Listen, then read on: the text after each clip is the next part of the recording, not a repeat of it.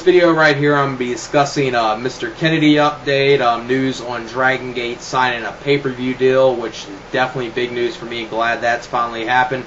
Some WWE news with a little confusion between the media with the whole Donald Trump thing, him buying out Raw as far as a storyline purpose goes. Obviously gave my thoughts on that, but the whole media story, I just want to give my thoughts on that. And a couple other things with some wrestlers' thoughts on the whole Vicky Guerrero leaving WWE and how that was played off on TV. Hernandez will be returning soon, and a couple other things I'll probably throw in there as well. Before I get into that, I just want y'all to check out one YouTube user that makes very good videos, Cool Nerd 2736. Definitely, if you haven't heard of him, definitely check out his channel. I'll put the link in the description right over there. He makes good videos.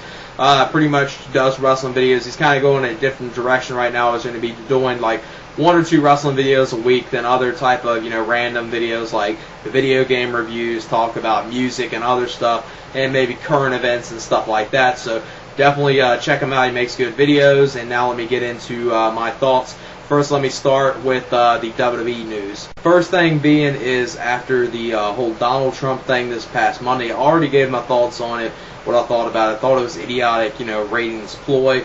But the one thing that came pretty funny out of this whole thing is really priceless, that a lot of media outlets actually, I guess because of U.S.A. networks and Vince McMahon, they sent out press releases of the whole Donald Trump buying Monday Night Raw, and they made it seem so real within the, I guess, the press release, that a lot of media outlets picked up the story as it actually being Donald Trump actually purchased some part within WWE and not thinking, this is a wrestling storyline. And that's really, the funniest thing right here is all these media outlets, always demonize wrestling. They always talk bad about wrestling. They talk bad about wrestling fans. They say wrestling fans are idiotic, yet these media outlets are the ones that are so fucking stupid that they don't even know when a wrestling angle is a wrestling angle. I mean, how many people out of probably anyone that was watching Monday Night Raw and heard about this whole Donald Trump thing didn't think it was a wrestling angle?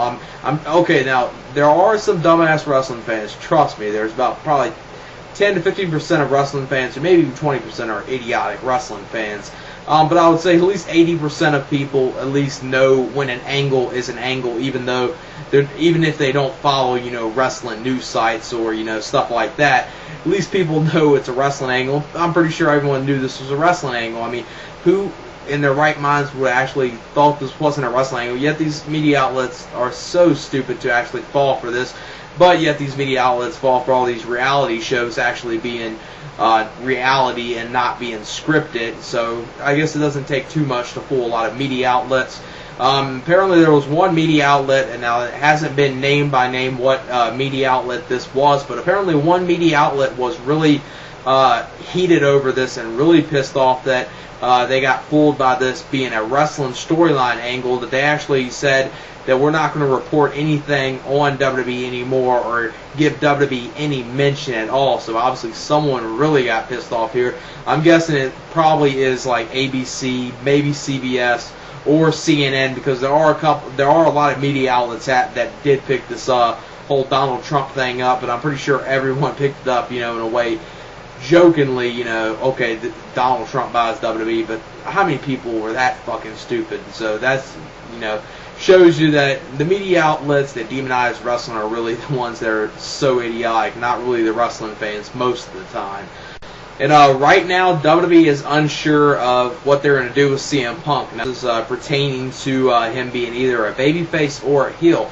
Now, it's been stated as far as Vince McMahon and the creative staff, they're saying pretty much his match that he's going to be having with Jeff Hardy for the World Heavyweight Championship and defending the championship on that pay-per-view, the Bash, coming up on June 28th. That match right there is pretty much going to be the match to determine whether CM Punk is going to be a full-fledged heel, a tweener, or a babyface, or whatnot.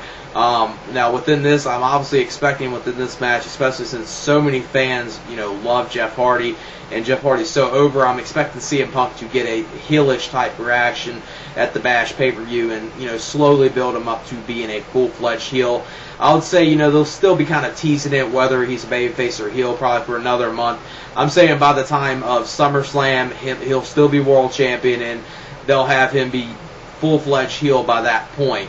which will be very good. If any of you that aren't familiar with CM Punk's work in Ring of Honor and his stuff he did, you know, as far as when he was Ring of Honor champion for about a little over 2 months, that was great heel stuff he did right there. And most of his Ring of Honor career, he was a heel anyways. CM Punk, he has been good as a face within WWE, but he hasn't really got to his full potential with WWE. If he was a heel. Now, if they really pull the trigger and have him go full-fledged heel, CM Punk could be a really top star within WWE and really one of the big heels right now. Now, the one thing that you're going to have to think about with him turning full-fledged heel, you're going to have either Chris Jericho or Edge turn face. Now, obviously, Chris Jericho's out of the question. You're not going to turn him face anytime soon. Now, Edge, they did the whole thing on Monday Night Raw, not this past Monday, but the Monday Night Raw before, where Vicky Guerrero quit on screen, and they did something where Edge kind of, you know, got somewhat of a face reaction with him pretty much saying it's over with him and Vicky Guerrero. And speaking of the whole Vicky Guerrero thing, apparently a lot of wrestlers backstage were upset, or at least a little pissed off at the way that WWE handled Vicky Guerrero's goodbye on WWE television, because a lot of people didn't like the way they did her booked her the last night she was there, and apparently a lot of people aren't. This is kind of like, you know, just speculation, but if you look at it, this past Monday Night Raw, you didn't really hear any mention. Well, you heard mention of Vicky Guerrero no longer being the GM and quitting, but you really didn't see them replay the whole segment where, you know, Edge said it was over, and the whole thing they did at the end where she pretty much quit on live national television. And then obviously after that was the storyline part. Then the day later, she obviously gave her notice to WWE, and she was gone from WWE. She's gone from WWE in real life as well. Okay, and another thing I want to talk about as far as WWE, this is probably the last WWE topic that I'll be discussing. This is this coming at the Bash pay-per-view coming up on June 28th. You're going to have the return of the Scramble match, which I think is a good idea. I think the only problem they had with it when they did it last year at the Unforgiven pay-per-view, which that was the last Unforgiven pay-per-view, because if you haven't heard, they renamed the pay-per-view Unforgiven to Breaking Point, and apparently that pay-per-view is rumored to be an all-submission pay-per-view, which would have worked probably back in the day when you had, you know, the likes of Chris Benoit, Eddie Guerrero, Kurt Angle, and a couple others like Brock Lesnar. But nowadays, you really don't have too many wrestlers within WWE that can actually go in there and, you know, perform a great submission match. You know, they kind of do it a little bit with Undertaker, a little bit. CM Punk can work that style. Christian and Jack Swagger, they both can work it. And I guess, you know, WWE, they would obviously, with the John Cena, even though he's not really a technical wrestler, but they'll obviously have him use the STFU as his submission hold finisher, obviously, and probably build him up like that. And Shawn Michaels, he does the sharpshooter and figure four, but pretty much most wrestlers from the WWE aren't really technical, so I'm expecting this pay-per-view. It sounds like an interesting idea if you had enough technical wrestlers within your company. Like this, the whole, you know, submission-based pay-per-view, this would probably work, you know, this would definitely work on the independent circuit and definitely work in Ring of Honor, since Ring of Honor has a lot of technical wrestlers. WWE, this is not going to work. This is pretty much going to flop. Now back to the whole Scramble match. They're going to have it for the ECW Championship at the Bash pay-per-view. It's going to be Tommy Dreamer defending the championship in a 5-way Scramble match with him, along with Jack Swagger, Christian Cage. Well, I mean Christian now, Mark Henry, and Finlay in this match as well. So this should be an interesting Scramble match right here. Other than Mark Henry, it really isn't no one in there that bad. Tommy Dreamer, he's actually been doing some decent stuff as ECW champion. Jack Swagger and Christian, they have great chemistry, so they'll obviously do some good stuff in here. And Finlay is a good veteran to have in there, so I don't have no problem him being in there. As long as Mark Henry don't win this match, I'm okay with it. And like I said, I like the idea of the Scramble match. Just if they want to, you know, keep doing the Scramble matches, just do like one a pay-per-view. I'm not saying do one every pay-per-view. I'm talking about if you do it, just do it one a pay-per-view instead of doing 3 a pay-per-view like they did at Unforgiven. Now, it was an interesting idea, but I don't think it really worked because, you know, you saw the same match 3 times in a row, and it wasn't as innovative as it could have been if you just saw it one time. So it's going to probably come off a little better at the Bash since you're only seeing one of them.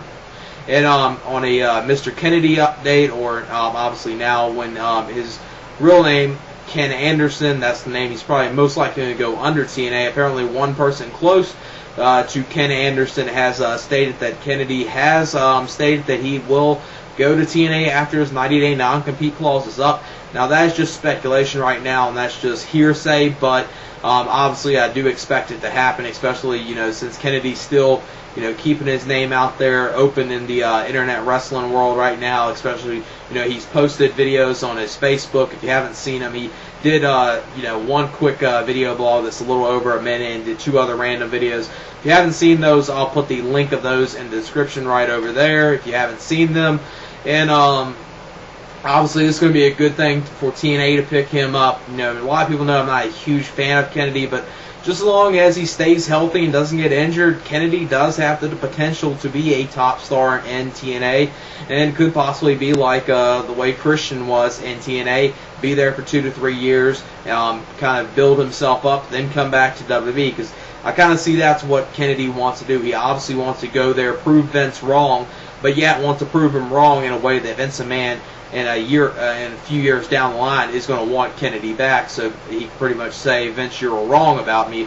And definitely with TNA's road schedule, this will work worlds of good for Kennedy right here, especially since the road schedule, like I said, not as lengthy as WWE. Now they're starting to pick it up sometimes with house shows, but definitely nowhere near the level of what WWE does. And I'm pretty sure he can get a contract with TNA that make him be kind of like Sting, where he wouldn't have to do every house show, because a lot of some stars from WWE that get in TNA, they kind of get that little thing in their contract where if they don't want to do every house show, they actually got something in their contract they don't have to. So he wouldn't even necessarily have to do every house show, just do pay-per-views, TV, and some house shows here and there.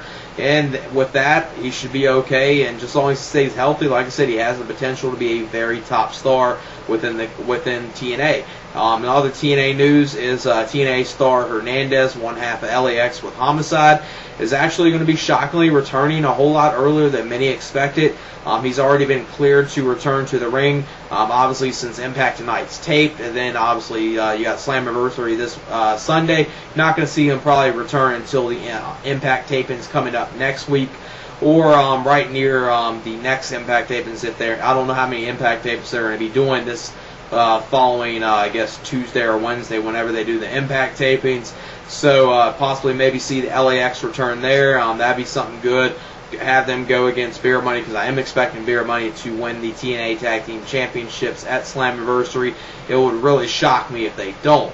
Now on to the biggest news story, at least the one news subject that I'm most happy for, and this is Dragon Gate USA, the Dragon Gate company, the expansion they had to the United States. That version of Dragon Gate is actually going to be getting a pay-per-view. They actually had a pay-per-view deal, 6 pay-per-view deal, bi-monthly, like Ring of Honor's pay-per-view deal with the same company. Ring of Honor has their pay-per-view deals with G-Funk Sports and Entertainment. Now this is going to be interesting to see what happens here with Ring of Honor pay-per-views, because if many of you probably don't already know, or you might not even know at all, that Take No Prisoners, this past Ring of Honor pay-per-view they aired last Friday, was actually Ring of Honor's last pay-per-view under the G-Funk Sports Entertainment deal that they had at that point. Now they might sign another extension down the line, or get another pay-per-view deal with another company, especially since, it looks like Dragon Gate obviously still going to have, a working agreement with Ring of Honor, because actually the second pay-per-view,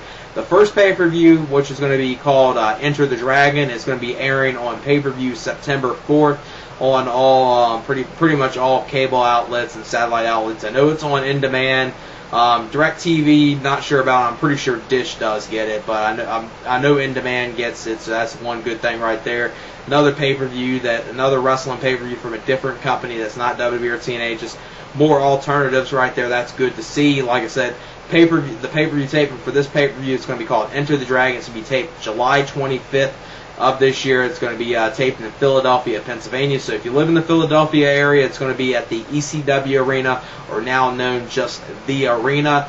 It's going to be there. And if you have never seen Dragon Gate and you just want to, check it out, I would definitely recommend you to check it out. If you like the X Division style of TNA and you like that fast-paced action, you haven't seen anything yet. If you think TNA is fast-paced and you think the X Division is very innovative, you haven't seen anything yet if you haven't seen Dragon Gate. So Definitely glad Dragon Gate got a deal right here. And the second pay-per-view taping is going to be taping 2 days after the first pay-per-view airs. Like I said, the first pay-per-view is going to air September 4th, and the second pay-per-view taping is going to be on September 6th of this year, and it's going to be in Chicago, Illinois. And it's going to be in the Venue Congress Theater. So if you live in the Chicagoland area, that is where the second pay-per-view for Dragon Gate is going to be happening at. So I would definitely recommend you, if you live in the Philadelphia area or live in the Chicago area, for either one of the pay-per-views, I would definitely recommend you to go to the shows. If you never checked Dragon Gate out, definitely check it out. For the July 25th show, they got all the first 4 rows sold out. 5th row still available, and general admissions obviously still available as well for pretty good prices. The 5th row seats are only $30, and the general admission is $20. And you can check more information out on Dragon Gate at dgusa.tv. I'll put the link in the description, as well as the video, as well as the link for the Kennedy videos if you haven't seen those yet. So this is definitely great news right here for Puro fans and Dragon Gate fans. Finally, Dragon Gate's getting a pay-per-view deal, and right now they got 4 matches signed for it. Two main events. One of them is going to be Dragon Kid versus Masato Yoshino. That should be excellent. You got Naruki Doi versus Shingo. Them two have had very good matches in the past with each other. You're going to get a showcase from Shikara. You're going to have a Shikara 8-man tag on here. And you're going to have a tag team challenge match with the Young Bucks, Nick and Matt Jackson, teaming up to take on Sima and Suma Yukasuka. I probably butchered that name, but sorry right there, but that should be a very good tag team match. The Young Bucks are a very innovative tag team. If you haven't seen them before, a lot of people, after you see them first, you're going to kind of, compare them with kind of an old school Hardys mixed with the Rockers and a little of this generation of high-flying wrestling as well. And I think they're a very good tag team.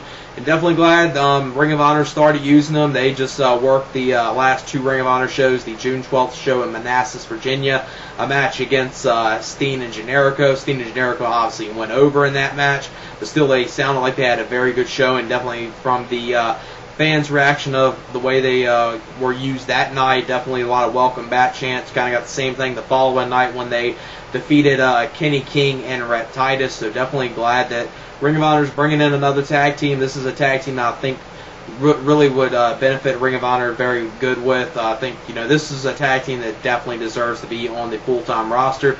So like I said, just wanted to come on here, give my thoughts on wrestling. Just want to give my thoughts on the Mr. Kennedy to TNA rumors that are going on right now. Well, not really. I'm calling them rumors until I actually see them pop in TNA, even though it's pretty much confirmed from one person very close to Kennedy that he's most likely going to be joining TNA.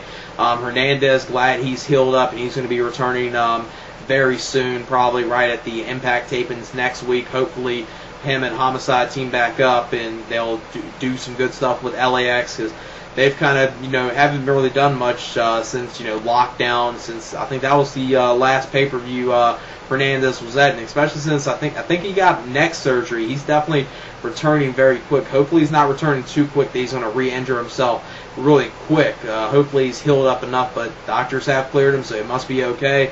And the whole Donald Trump and the whole media thing that happened, kind of hilarious. Just want to kind of get my thoughts on that. And definitely the biggest news subject was, for me, other than the Kennedy to TNA, which a lot of people are probably looking forward to that, Dragon Gate's getting a pay-per-view, so that's definitely great news right there. And I would definitely recommend you, if you can, definitely order the Dragon Gate pay-per-view that's coming on September 4th of this year on pay-per-view. If you've never checked out Dragon Gate, I'm pretty sure since it's going to be the same company that handles the Ring of Honor pay-per-view, it's going to be probably pretty cheap. Don't know if it's going to be a 2 or 3 hour pay-per-view. I'm expecting it's going to be a 2-hour pay-per-view most likely, just like the Ring of Honor pay-per-view, since it's probably going to be the same price, between $10 to $15, which definitely is very affordable right there, especially for the action you're going to probably get from this Dragon Gate show.